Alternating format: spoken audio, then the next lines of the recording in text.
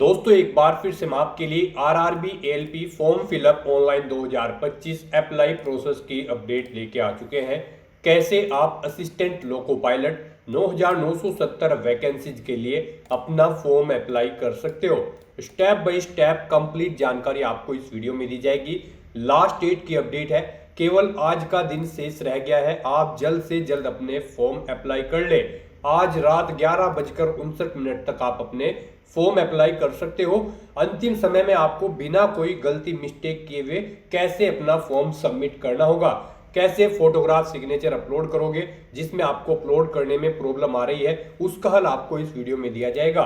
साथ ही साथ इस वीडियो में हम आपको कंप्लीट जानकारी ये भी दिखाएंगे कि कैसे आप अपनी क्वालिफिकेशन की डिटेल दोगे, कैसे आप पोस्ट और जोन प्रेफरेंस दोगे, कैसे आप यहाँ पर डॉक्यूमेंट्स अपलोड करोगे और कैसे आप यहाँ पर फीस पेमेंट करते हुए रजिस्ट्रेशन से लेकर प्रिंट तक अपना फॉर्म अप्लाई करोगे। पूरी जानकारी के लिए आपको ये वीडियो शुरू से लेके एंड तक बिना स्किप किए हुए देखनी होगी। इस वीडियो को कंप्लीटली देखने पर ही आपके सभी सवाल और डाउट क्लियर होंगे। तो चलिए दोस्तों, बिना कोई वक्त गंवाए शुरू करते हैं RRB ALP form fill up online 2025 की पूरी जानकारी। फॉर्म भरने से पहले आपको हमारी वेबसाइट IND सरकारी नौकरी के इस पेज पर विजिट करना होगा, जिसका लिंक आपको नीचे description plus first comment box में मिल जाएगा।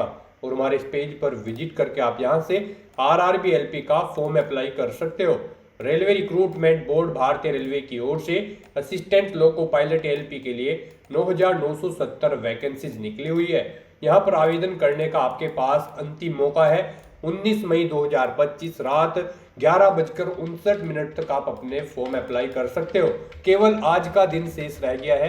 आप जल्द से जल्द अपने फॉर्म अप्लाई कर ले, कहीं मौका हाथ से छूट न जाए। यहाँ पर 10वीं पास ITI से आप अप्लाई कर सकते हो। 18 से 30 वर्ष आयु सीमा है। 500 रुपये जनरल OBC EWS के लिए फीस है। SST PWD फीमेल के लिए 250 है। CBT के आधार पे सिलेक्शन होगा। ऑनलाइन अप्लाई कर सकते हो, ऑल इंडिया से अप्लाई कर सकते हो rrbapply.gov.in पोर्टल से। इंपोर्टेंट लिंक सेक्शन के अंतर्गत लास्ट डेट एक्सटेंडेड आप चेकआउट कर सकते हो, जो कि यहाँ पर 19 मई रात 11:59 तक बढ़ा दी गई थी। और ऑफिशियल नोटिफिकेशन PDF लिंक पर क्लिक करके आप यहाँ से इसकी डिटेल नोटिफिकेशन के PDF चेकआउट कर सकते हो। इसमें आपको complete eligibility criteria, exam pattern, syllabus, zone wise vacancies और हाउ टू अप्लाई का कंप्लीट प्रोसीजर दिखाया गया है। तो अप्लाई करने से पहले आपको ये ऑफिशियल नोटिफिकेशन की PDF पूरा रीड करना अनिवार्य है। इसको कंप्लीटली चेकआउट करने से ही आपके सभी सवाल और डाउट क्लियर होंगे। PDF चेकआउट करने के बाद में आपको अप्लाई ऑनलाइन लिंक पर क्लिक करना होगा, तो आपके सामने इसका ऑनलाइन आवेदन करने का ये ऑफिशियल पोर्टल ओपन हो जाएगा। गाइस, यहाँ पर आपको डाउनलोड फॉर्मेट्स का ऑप्शन दिया गया है। यहाँ पर आपको CN 1/2025 के इस ऑप्शन पर अपना कर्सर लाना है। और यहाँ पर अगर आपको कास्ट सर्टिफिकेट या फिर इनकम सर्टिफिकेट की जरूरत है तो उनके फॉर्मेट आप यहाँ से डाउनलोड कर सकते हो। अप्लाई करने के लिए आपको यहाँ पर अप्लाई की ये टैब दी गई है। इसके ऊपर जैसे ही आप अपना कर्सर लाएंगे, यहाँ पर आपको दो ऑप्शन होंगे, क्रिएट एन अकाउंट और ऑलरेडी हैव एन अकाउंट। अगर आपने यहाँ पर अपना अकाउंट पहले से क्रिएट कर रखा है तो आपको ऑलरेडी हैव एन अकाउंट के इस ऑप्शन पर क्लिक करना है। उसके बाद आपके सामने कुछ इस तरह से इंटरफेस होगा। यहाँ पर आपके पास दो ऑप्शन है लॉगिन करने के, लॉगिन विद आधार और लॉगिन विद आरआरबी अकाउंट। आप इनमें से किसी भी ऑप्शन का यूज करते हुए अपने अकाउंट में लॉगिन कर लें और वहां से आप अपना फॉर्म अप्लाई कर लें। और अगर आप इस भर्ती के लिए या फिर आरआरबी की किसी भी भर्ती के लिए 2024 से आप फर्स्ट टाइम अप्लाई करने जा रहे हो तो सबसे पहले यहाँ पर आपको अपना अकाउंट क्रिएट करना होगा। उसके लिए आपको क्रिएट एन अकाउंट के इस ऑप्शन पर क्लिक करना है। उसके बाद आपके सामने यहाँ पर कुछ इस तरह से इंटरफेस होगा। यहाँ पर आपके सामने ये पॉपअप होगा।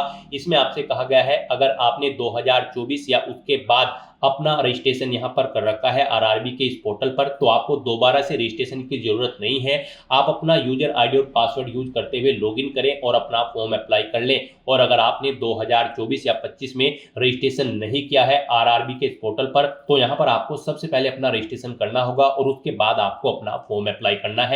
तो यहाँ पर आकर आपको ओके के इस ऑप्शन पर क्लिक करना है। फिर यहाँ पर आकर आपको अपनी नेशनलिटी सिलेक्ट कर लेनी है। उसके बाद यहाँ पर आपको अपना कंप्लीट नाम यहाँ पर एंटर करना है। 10वीं की मार्कशीट के अकॉर्डिंग आपका नाम होना चाहिए। फिर उसी नाम को आपको यहाँ पर रिटाइप कर देना है। उसके बाद आपसे पूछा गया है कि क्या आपने कभी अपना नाम चेंज किया है, अगर किया है तो यस ऑप्शन सिलेक्ट करें और फिर आप I understand and I agree के इस ऑप्शन पर क्लिक करें और फिर जो नाम आपने चेंज किया है वो चेंज नेम यहाँ पर आप एंटर करें, उसे रिटाइप करें। और अगर आपने कभी अपना नाम चेंज नहीं किया है तो यहाँ पर आपको नो ऑप्शन सेलेक्ट कर लेना है। उसके बाद यहाँ पर आपको अपनी डेट ऑफ बर्थ सेलेक्ट करनी है। ये डेट ऑफ बर्थ आपको 10वीं की मार्कशीट के अकॉर्डिंग सेलेक्ट करनी है। फिर उसे यहाँ पर आपको टाइप करना है DDMMYY फॉर्मेट में, यानी कि आपको अपनी डेट ऑफ बर्थ यहाँ पर रिटाइप कर देनी है। उसके बाद यहाँ पर आपको अपना जेंडर सेलेक्ट करना है। फिर यहाँ पर आपको अपना जेंडर भी दोबारा से एक बार फिर सिलेक्ट करना होगा। उसके बाद यहाँ पर आपको अपने फादर का नाम एंटर करना है, उसे रिटाइप करना है। मदर का नाम एंटर करना है, उसे भी रिटाइप कर देना है। उसके बाद यहाँ पर आपको अपनी कॉन्टैक्ट डिटेल देनी है। यहाँ पर आकर आपको अपना ईमेल एड्रेस एंटर करना है। उसके बाद जनरेट ईमेल OTP ऑप्शन पर क्लिक करना है। अपना मोबाइल नंबर आपको एंटर करना है। जनरेट मोबाइल OTP ऑप्शन पर क्लिक करना है। उसके बाद आपके ईमेल ID और मोबाइल नंबर पर 2 OTP आएंगे। वो OTP आपको यहाँ पर एंटर करने हैं और अपना मोबाइल नंबर और ईमेल ID को वेरीफाई कर लेना है। उसके बाद यहाँ पर आपको अपना आधार वेरिफिकेशन करना है।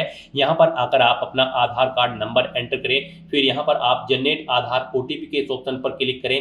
आपके मोबाइल नंबर पर एक OTP आएगा जिससे आपका आधार लिंक है। वो OTP आप यहाँ पर एंटर करें और अपना आधार यहाँ पर वेरीफाई कर लें। यहाँ पर आधार वेरिफिकेशन के आपके पास 2 ऑप्शन हैं। आप OTP के थ्रू अपना वेरिफिकेशन कर सकते हैं या फिर आप फिंगरप्रिंट वेरिफिकेशन ऑप्शन पर क्लिक करके यहाँ पर अपना आधार वेरीफाई कर सकते हैं।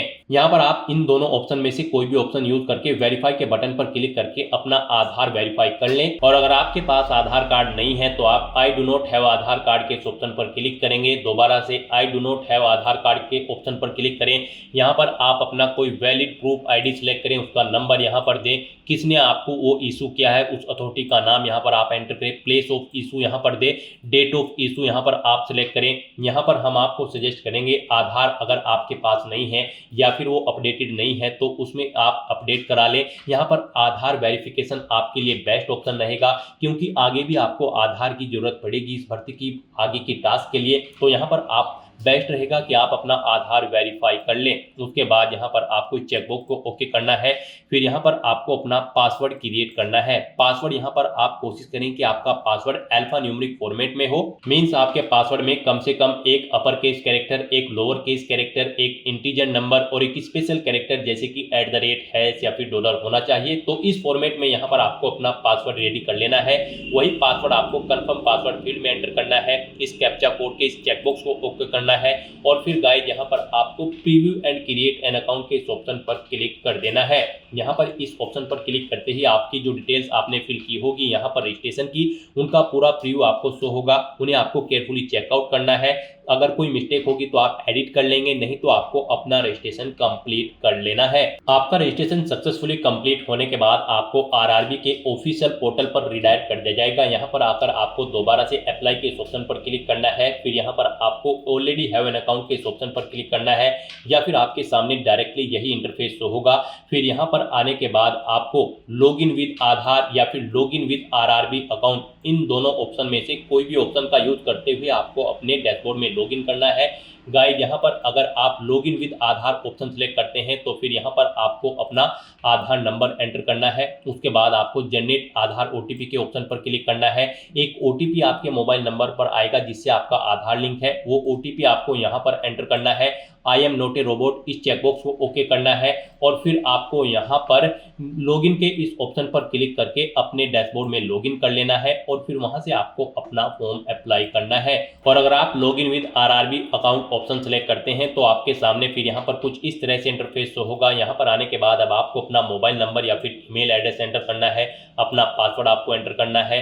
I am not a robot आपको इस चेकबॉक्स को ओके करना है और फिर यहाँ पर आपको कैप्चा कोड के अकॉर्डिंग आपको इमेज सेलेक्ट कर लेनी है और फिर गाइस यहाँ पर आपको लॉगिन के इस ऑप्शन पर क्लिक करके अपने डैशबोर्ड में लॉगिन कर लेना है। जैसे ही आप लॉगिन के ऑप्शन पर क्लिक करेंगे आपके सामने कुछ इस तरह से इंटरफेस होगा। यहाँ पर अब आपको 2 फैक्टर ऑथेंटिकेशन मोड कंप्लीट करना है। यहाँ पर आप सेंड OTP टू ईमेल, आप इस ऑप्शन पर क्लिक करें। आपकी ईमेल ID पर एक OTP जाएगा, वो OTP आप यहाँ पर एंटर करें या फिर आप सेंड OTP टू फोन के ऑप्शन पर क्लिक करें। फिर आपके मोबाइल नंबर पर एक OTP जाएगा, वो OTP आपको यहाँ पर एंटर करना है और फिर गाइज आपको लॉगिन के इस ऑप्शन पर क्लिक करके अपने डैशबोर्ड में लॉगिन कर लेना है। लॉगिन करने के बाद आपके सामने आपका डैशबोर्ड कुछ इस तरह से शो होगा। यहाँ पर आपको टॉप पर ही 4 ऑप्शन दिए गए हैं। सबसे पहले यहाँ पर आपको कुछ जनरल इंस्ट्रक्शन दिए गए हैं। आपको फॉर्म अप्लाई करने से पहले इन्हें केयरफुली रीड कर लेना है। यहाँ पर ऑनलाइन एप्लीकेशन का ऑप्शन है, एप्लीकेशन हिस्ट्री है। यहाँ पर जब आप फॉर्म अप्लाई कर लोगे तो फिर आप इस ऑप्शन में जाकर चेकआउट कर पाओगे आप अपना एप्लीकेशन फॉर्म सक्सेसफुली सबमिट कर चुके हो या फिर नहीं। और मॉडिफाई रजिस्ट्रेशन डिटेल आपको ये ऑप्शन दिया गया है। इस पर क्लिक करके यहाँ पर आप अगर आपके रजिस्ट्रेशन में मॉडिफाई करना चाहते हैं तो आप मॉडिफाई कर सकते हैं। यहाँ पर ये ऑप्शन आपका 18 अप्रैल 2025 के बाद एक्टिव होगा। आप इस ऑप्शन का यूज करते हुए अगर आपने रजिस्ट्रेशन में चेंज आउट करना चाहते हैं तो आप चेंज कर सकते हैं। तो यहाँ पर बस अब अगर आपका रजिस्ट्रेशन ओके है तो आपको अपना ऑनलाइन फॉर्म फिल करना है। उसके लिए आपको ऑनलाइन एप्लीकेशन के इस ऑप्शन पर क्लिक करना है या फिर जनरल इंस्ट्रक्शन के यहाँ पर आपको ऑनलाइन एप्लीकेशन के इस ऑप्शन पर क्लिक करना है। नेक्स्ट आपके सामने कुछ इस तरह से इंटरफेस होगा। यहाँ पर आपको RRB असिस्टेंट लोको पायलट का ये सेक्शन दे दिया गया है। यहाँ पर CN नंबर 1/2025 में सबसे पहले आपको बोर्ड का नाम सेलेक्ट करना है जिस बोर्ड के लिए आप अप्लाई करना चाहते हैं। आप अपनी चॉइस के अकॉर्डिंग कोई भी बोर्ड यहाँ पर सिलेक्ट करें, इस चेकबॉक्स को ओके करें, यानी कि आपको RRB RRC की किसी भी भर्ती एग्जाम में बैठने से नहीं रोका गया है तो आपको इस चेकबॉक्स को ओके कर देना है। और उसके बाद गाइस यहाँ पर आपको नेक्स्ट के इस ऑप्शन पर क्लिक करना है। नेक्स्ट आपके सामने कुछ इस तरह से इंटरफेस होगा। यहाँ पर आपकी कुछ डिटेल ऑटोमेटिकली फेच कर ली गई है आपके रजिस्ट्रेशन से। यहाँ पर बस अब आपको सबसे पहले अपना मैरिटल स्टेटस देना है, उसके बाद आपको अपना रिलीजन सेलेक्ट करना है, अपनी मातृभाषा यहाँ पर आपको सिलेक्ट कर लेनी है। फिर यहाँ पर आपको choice of language for examination, जिस लैंग्वेज में आप अपना एग्जाम चाहते हैं वो लैंग्वेज यहाँ पर आपको सिलेक्ट करनी है। फिर यहाँ पर आपकी बॉडी पर कोई कट या तिल का निशान है तो उस पैलेस का नाम यहाँ पर आपको एंटर कर देना है। 2 पैलेस के नाम यहाँ पर आपको एंटर करने हैं, नहीं है तो यहाँ पर आप नो मार्क एंटर कर देंगे। उसके बाद यहाँ पर आपको अपनी कम्युनिटी सेलेक्ट कर लेनी है। उसके बाद यहाँ पर अगर आप रिजर्व कैटेगरी से बिलोंग करते हो तो यहाँ पर आपको अपनी कास्ट का नाम देना है, कम्युनिटी सर्टिफिकेट नंबर देना है। कम्युनिटी सर्टिफिकेट आपको किस अथॉरिटी ने इशू किया है, collector, city magistrate, deputy collector, आप अपने अकॉर्डिंग यहाँ पर ऑप्शन सेलेक्ट करें। उसके बाद इशूइंग स्टेट यहाँ पर आप सिलेक्ट करें। उसके बाद यहाँ पर आपका जो सर्टिफिकेट है वो कब आपको इशू हुआ है वो डेट आपको सिलेक्ट कर लेनी है। फिर यहाँ पर आपसे पूछा गया है कि क्या आप फ्री ट्रैवल पास चाहते हैं रेलवे का, अगर चाहते हैं तो यस करें। और फिर यहाँ पर आप अपने नियरेस्ट रेलवे स्टेशन का नाम एंटर करें और फिर यहाँ पर आप अपना वैलिड कास्ट सर्टिफिकेट अपलोड कर दें। आपका सर्टिफिकेट यहाँ पर 400 KB से कम होना चाहिए, PDF फॉर्मेट में होना चाहिए। आपको अपलोड डॉक्यूमेंट के ऑप्शन पर क्लिक करना है, फाइल को सिलेक्ट कर लेना है और अपना कास्ट सर्टिफिकेट यहाँ पर आपको अपलोड कर देना है। और अगर आप यहाँ पर अनरिजर्व कैटेगरी से आते हैं तो फिर आगे के ऑप्शन आपको डिसेबल्ड कर दिए जाएंगे। उसके बाद यहाँ पर आपको अपना प्रेजेंट एड्रेस एंटर करना है, फिर आपको अपना परमानेंट एड्रेस एंटर करना है। और अगर आपका परमानेंट एड्रेस आपके प्रेजेंट एड्रेस के अकॉर्डिंग सेम है तो आप इस चेकबॉक्स को ओके कर दें। ऑटोमेटिकली आपका परमानेंट एड्रेस आपके प्रेजेंट एड्रेस के अकॉर्डिंग फिल हो जाएगा। उसके बाद गाइस यहाँ पर आपको सेव के इस ऑप्शन पर क्लिक करके अपनी डिटेल सेव कर देनी है और फिर आपको नेक्स्ट के इस ऑप्शन पर क्लिक करना है। नेक्स्ट गाइस यहाँ पर आपको अपनी कैटेगरी की डिटेल देनी है। यहाँ पर आपसे पूछा गया है कि क्या आप EX सर्विसमैन हैं, अगर हैं तो आप यस ऑप्शन सेलेक्ट करें। फिर यहाँ पर आप अपनी डिफेंस सर्विस सेलेक्ट करें, किसमें आप EX सर्विसमैन थे, आर्मी, नेवी, एयरफोर्स, अपने अकॉर्डिंग ऑप्शन सेलेक्ट करें। अपनी रैंक यहाँ पर एंटर करें, डेट ऑफ अटेस्टेशन यहाँ पर आप सिलेक्ट करें। और फिर आपसे पूछा गया कि क्या आप फिलहाल भी डिफेंस सर्विस में कार्यरत हैं, अगर हैं तो यस करें और फिर यहाँ पर नहीं है तो आप नो ऑप्शन सेलेक्ट कर लें। अगर आप यहाँ पर जॉब छोड़ चुके हो, डेट ऑफ डिस्चार्ज यहाँ पर आप सिलेक्ट करें, रीजन ऑफ डिस्चार्ज यहाँ पर दें, डिस्चार्ज सर्टिफिकेट नंबर दें। क्या आपने दोबारा से री एम्प्लॉयमेंट किया है एज ए EX सर्विसमैन, अगर किया है तो यस करें, नहीं तो नो ऑप्शन सेलेक्ट करें। और गाइज अगर आप EX सर्विसमैन नहीं हो तो यहाँ पर आपको नो ऑप्शन सेलेक्ट करना है, आगे की डिटेल आपको डिसेबल्ड कर दी जाएगी। फिर यहाँ पर आपसे पूछा गया है कि क्या आप EBC सर्टिफिकेट होल्डर कैंडिडेट हैं, अगर हैं तो आप यस करें और फिर I understand and I agree के इस ऑप्शन पर क्लिक करें। फिर यहाँ पर आपसे पूछा गया है कि do you wish to avoid fee concession, अगर आप फीस में कंसेशन चाहते हैं तो यस ऑप्शन सेलेक्ट करें, फिर अपना सर्टिफिकेट नंबर दें, इश्यूइंग अथॉरिटी यहाँ पर आप सेलेक्ट करें, कब आपको ये सर्टिफिकेट इशू हुआ है वो डेट आप सेलेक्ट कर लें। और अगर आप ईबीसी सर्टिफिकेट होल्डर कैंडिडेट नहीं है तो यहाँ पर आपको नो ऑप्शन सेलेक्ट करना है। उसके बाद यहाँ पर आपसे पूछा गया कि क्या आप रेलवे में सर्विस करते हैं। यहाँ पर अगर आप रेलवे एम्प्लॉय हैं तो आप यस करेंगे। फिर यहाँ पर आपसे पूछा गया कि क्या आपने यहाँ पर एनओसी के लिए अप्लाई किया हुआ है, तो यहाँ पर आप किया हुआ है तो यस करें, नहीं तो आप यहाँ पर नो ऑप्शन सेलेक्ट करेंगे। और उसके बाद यहाँ पर आपको अपनी कैटेगरी देनी है, उसके बाद प्लेस ऑफ वर्किंग देना है, अपना जोन यहाँ पर आपको सिलेक्ट करना है। और अगर आप रेलवे के एम्प्लॉय नहीं है तो यहाँ पर आपको नो ऑप्शन सेलेक्ट करना है। उसके बाद यहाँ पर आपको पूछा गया कि क्या आप करंट में कहीं पर एम्प्लॉय हैं, अगर हैं तो यहाँ पर आप ऑप्शन सेलेक्ट करें, आप सेंट्रल गवर्नमेंट में एम्प्लॉय हैं, स्टेट में या फिर किसी पब्लिक सेक्टर में, तो यहाँ पर आप अपने अकॉर्डिंग ऑप्शन सेलेक्ट करें। और फिर यहाँ पर आप उसकी डिटेल दें, जैसे कि अगर आप स्टेट गवर्नमेंट में एम्प्लॉय हैं तो नेम ऑफ ऑर्गेनाइजेशन, किस डेट से आपने जॉब स्टार्ट की है और क्या फिलहाल भी आप वर्क कर रहे हैं, यहाँ पर आपको ये डिटेल्स प्रोवाइड करानी है। और अगर आप यहाँ पर करंट एम्प्लॉयमेंट नहीं है, यानी कि आप करंट में जॉब नहीं करते हैं, तो फिर यहाँ पर आपको नॉट एप्लीकेबल का ये ऑप्शन सेलेक्ट करना है। उसके बाद आपको इस पेज को नीचे स्क्रॉल डाउन करना है। नेक्स्ट यहाँ पर आपसे पूछा गया कि क्या आपने अपना एसीटी अप्रेंटिस का कोर्स कंप्लीट किया हुआ है। अगर किया हुआ है तो यहाँ पर आप यस ऑप्शन सेलेक्ट करें, फिर आप अपनी ट्रेड का नाम सेलेक्ट करें, किस ट्रेड में आपने कोर्स कंप्लीट किया है, कब से आपने ट्रेनिंग स्टार्ट की थी वो डेट सेलेक्ट करें, कब कंप्लीट हुई है वो डेट आप सेलेक्ट करें। फिर यहाँ पर आपका रिजल्ट डिक्लेयर हो चुका है या फिर नहीं, आपको येस या नो ऑप्शन सेलेक्ट करना है। और अगर गाइड यहाँ पर आप अपना एसीटी अप्रेंटिस का कोर्स कंप्लीट नहीं किए हो तो यहाँ पर आपको नो ऑप्शन सेलेक्ट करना है, फिर आपको ये डिटेल देनी नहीं होगी। उसके बाद यहाँ पर आपको अपनी बैंक की डिटेल देनी है। यहाँ पर आप अकाउंट होल्डर का नाम एंटर करें, फिर यहाँ पर आकर आपको अपने बैंक अकाउंट का नंबर एंटर करना है, उसे यहाँ पर आपको दोबारा से एंटर करके कंफर्म कर लेना है। फिर आपको अपने बैंक का आईएफएससी कोड देना है, कंफर्म के ऑप्शन पर क्लिक करना है। आपके बैंक का नाम और आपको आपके बैंक का एड्रेस यहाँ पर आपके आईएफएससी कोड के अकॉर्डिंग शो हो जाएगा। इस तरह से अपनी डिटेल यहाँ पर फिल करने के बाद फिर गाइज आपको सेव के इस ऑप्शन पर क्लिक करके अपनी डिटेल सेव कर देनी है और फिर आपको नेक्स्ट के इस ऑप्शन पर क्लिक कर देना है। नेक्स्ट यहाँ पर आपको अपनी एजुकेशनल क्वालिफिकेशन की डिटेल देनी है। यहाँ पर आरआरबी असिस्टेंट लोको पायलट की इस भर्ती में पार्टिसिपेट करने के लिए आपका 10वीं क्लास पास आउट होना जरूरी है, प्लस आपके पास आईटीआई का सर्टिफिकेट भी होना जरूरी है किसी रिलेवेंट ट्रेड के अंतर्गत। तो यहाँ पर अब आपको सबसे पहले आकर आपको अपनी एडिट के इस ऑप्शन पर क्लिक करना है। उसके बाद यहाँ पर आपको अपनी 10वीं क्लास की डिटेल प्रोवाइड करनी है। यहाँ पर आपको सबसे पहले स्टेट सेलेक्ट करना है, किस स्टेट से आपने अपनी 10वीं क्लास पास आउट की है। फिर आपको अपना डिस्ट्रिक्ट सेलेक्ट करना है, फिर आपको बोर्ड का नाम यहाँ पर देना है, किस बोर्ड से आपने अपनी 10वीं क्लास पास आउट की है। फिर आपको पासिंग डेट यहाँ पर सिलेक्ट करनी है, किस डेट को आपने अपनी 10वीं क्लास पास आउट की है।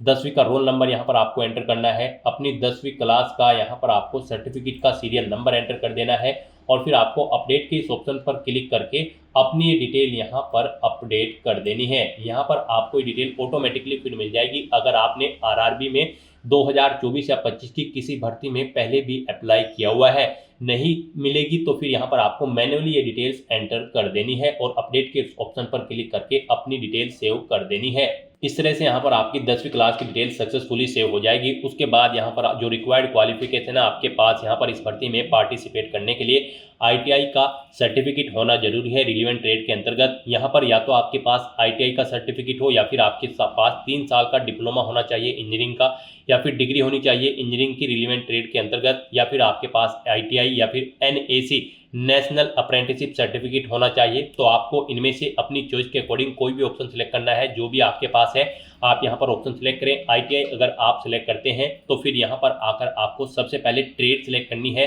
किस ट्रेड में आपने अपनी आईटीआई कंप्लीट की है। फिर आपको स्टेट सेलेक्ट करना है, किस स्टेट से आपने अपनी आईटीआई कंप्लीट की है। फिर स्टेट के अकॉर्डिंग यहाँ पर आपको अपना डिस्ट्रिक्ट सेलेक्ट कर लेना है, इंस्टीट्यूट का नाम देना है जिससे आपने अपनी आईटीआई कंप्लीट की है, पासिंग डेट यहाँ पर आपको सिलेक्ट करनी है, कब पास आउट की है, सर्टिफिकेट आपको किसने इशू किया है आईटीआई का, एनसीवीटी या फिर एससीवीटी ने, आप अपने अकॉर्डिंग ऑप्शन सेलेक्ट करें। सर्टिफिकेट का टाइप यहाँ पर आप सिलेक्ट करें, वो नेशनल ट्रेड सर्टिफिकेट है या फिर स्टेट ट्रेड सर्टिफिकेट है। इस तरह से अपनी डिटेल यहाँ पर फिल करने के बाद फिर आपको ऐड के इस ऑप्शन पर क्लिक करना है और अपनी इस डिटेल को यहाँ पर ऐड कर देना है।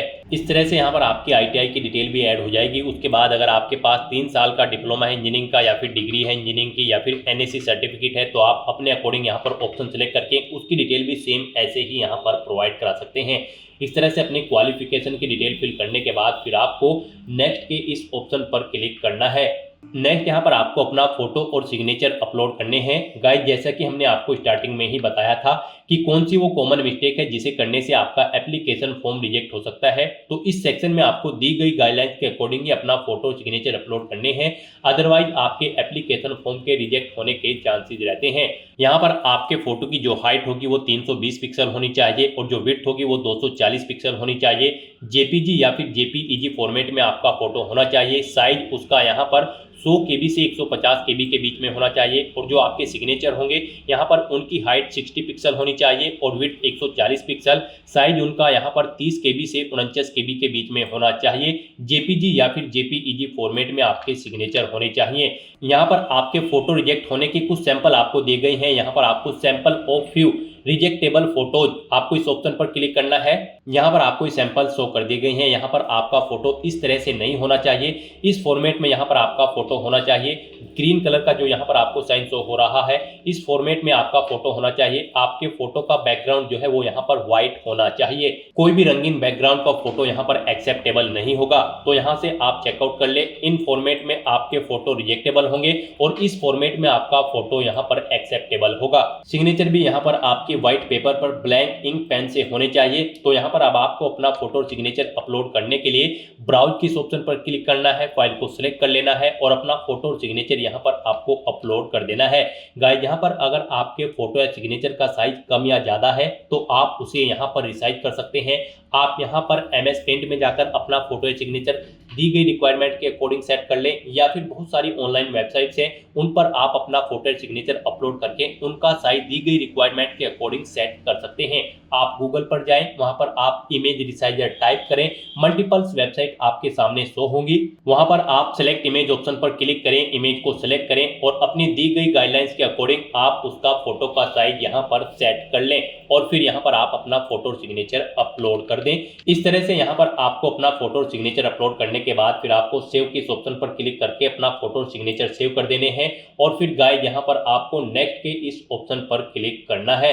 नेक्स्ट यहाँ पर आपको अपनी जोन प्रेफरेंस देनी है। आपने स्टार्टिंग में जो भी बोर्ड सेलेक्ट किया होगा उसके अकॉर्डिंग आप जिस भी जोन पर अप्लाई करने के लिए एलिजिबल हैं वो जोन्स यहाँ पर आपको शो कर दिए गए हैं। अब आपको यहाँ पर अपनी चॉइस के अकॉर्डिंग इन्हें प्रेफरेंस देना है। यहाँ पर आप जिस जोन को फर्स्ट नंबर पर सिलेक्ट करेंगे, यानी कि उसके सामने प्लस के इस ऑप्शन पर क्लिक करेंगे, उसे यहाँ पर फर्स्ट प्रेफरेंस दिया जाएगा और जिसे आप सेकंड नंबर पर सिलेक्ट करेंगे उसे यहाँ पर सेकंड नंबर पर प्रेफरेंस दिया जाएगा। आप अपनी चॉइस के अकॉर्डिंग यहाँ पर जिस भी जोन को जिस नंबर पर प्रेफरेंस देना चाहते हैं उस नंबर पर सिलेक्ट करके अपने जोन की प्रेफरेंस यहाँ पर सेट कर दें। उसके बाद आपको इस पेज को नीचे स्क्रॉल डाउन करना है। उसके बाद यहाँ पर आपको इस चेकबॉक्स को ओके करना है। फिर यहाँ पर आपको अपनी एग्जाम की ट्रेड सेलेक्ट कर लेनी है, जिस ट्रेड के लिए आप अप्लाई करना चाहते हैं। फिर आपको डिक्लेरेशन सेक्शन में आना है, आपको इस चेकबॉक्स को ओके करना है, अपना पैलेस यहाँ पर एंटर करना है और फिर गाइस यहाँ पर आपको सेव के इस ऑप्शन पर क्लिक करके अपनी डिटेल सेव कर देनी है और उसके बाद आपको यहाँ पर प्रीव्यू एप्लीकेशन के इस ऑप्शन पर क्लिक करना है। नेक्स्ट आपको आपके एप्लीकेशन फॉर्म का पूरा प्रीव्यू यहाँ पर शो कर दिया गया है। आपको सभी डिटेल्स केयरफुली चेकआउट करनी है, पेज को नीचे स्क्रॉल डाउन करना है, इस चेकबॉक्स को ओके करना है। कहीं पर कोई मिस्टेक है तो आप यहाँ पर एडिट के इस ऑप्शन पर क्लिक करके अपने एप्लीकेशन फॉर्म की डिटेल को एडिट कर सकते हो और अगर सभी चीजें ओके हैं तो यहाँ पर बस अब आपको अपना एप्लीकेशन फॉर्म सबमिट कर देना है। उसके लिए यहाँ पर आपको सबमिट के इस ऑप्शन पर क्लिक करना है। नेक्स्ट आपको यहाँ पर फीस पेमेंट के इंटरफेस पर डायरेक्ट कर दिया जाएगा। यहाँ पर गाइड अब आपको अपना फीस पेमेंट करना है। यहाँ पर हम आपको बता दें, जनरल OBC EWS कैंडिडेट को 500 रुपये फीस के रूप में जमा कराने हैं। SC ST PWD women candidate को 250 रुपये फीस के रूप में जमा कराने हैं।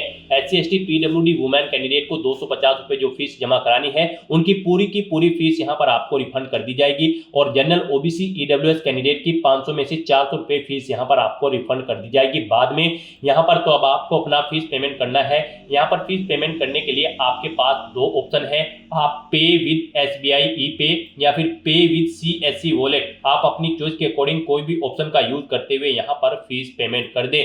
यहाँ पर अगर आप पे विद SBI e-पे ऑप्शन सेलेक्ट करते हैं तो फिर यहाँ पर आपको चेकबॉक्स को ओके करना है। उसके बाद आपको प्रोसीड के ऑप्शन पर क्लिक करना है। नेक्स्ट यहाँ पर आपके सामने फीस पेमेंट का इंटरफेस ओपन हो जाएगा।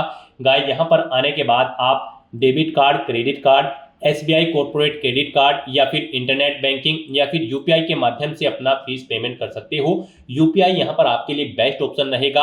आप UPI के इस ऑप्शन पर क्लिक करें। अगर आपको अपनी UPI ID पता है तो आप एंटर UPI ID के इस ऑप्शन पर क्लिक करें। यहाँ पर आप अपनी UPI ID एंटर करें और वैलिडेट UPI ID ऑप्शन पर क्लिक करते हुए अपना फीस पेमेंट कर दें। और अगर आप QR कोड के थ्रू फीस पेमेंट करना चाहते हैं तो यहाँ पर आप UPI QR के इस ऑप्शन पर क्लिक करें। फिर आप पे नाउ के इस ऑप्शन पर क्लिक करें। पे नाउ ऑप्शन पर क्लिक करते ही आपके सामने एक QR कोड शो होगा। आप उसे अपने किसी भी UPI से स्कैन करें और अपना फीस पेमेंट कर दें। सक्सेसफुली फीस पेमेंट करने के बाद आपको आपके डैशबोर्ड में डायरेक्ट कर दिया जाएगा। अपने डैशबोर्ड में आकर आपको एप्लीकेशन हिस्ट्री की स्टेप पर आना है और फिर यहाँ पर आपको असिस्टेंट लोको पायलट के सामने यहाँ पर आपको व्यू एप्लीकेशन के इस ऑप्शन पर क्लिक करके अपने एप्लीकेशन फॉर्म का एक हार्ड कॉपी प्रिंट आउट ले लेना है फ्यूचर यूज के लिए, फ्यूचर रेफरेंस के लिए। यहाँ पर आप अपने एप्लीकेशन फॉर्म का स्टेटस भी चेकआउट कर सकते हो। यहाँ पर आपके एप्लीकेशन फॉर्म का स्टेटस आपको सक्सेस शो कर दिया जाएगा अगर आपका एप्लीकेशन फॉर्म सक्सेसफुली सबमिट हो जाता है। तो दोस्तों ऐसे आप RRB assistant loco pilot 9970 post के लिए अपना फॉर्म अप्लाई कर सकते हो बिना कोई मिस्टेक किए हुए, स्टेप बाय स्टेप। आज की इस वीडियो में बस इतना ही। आई होप ये वीडियो आपको पसंद आई होगी। अगर पसंद आई हो तो इसे लाइक और शेयर करें। चैनल पर नए हो तो इसे सब्सक्राइब कर लें। Thanks for watching.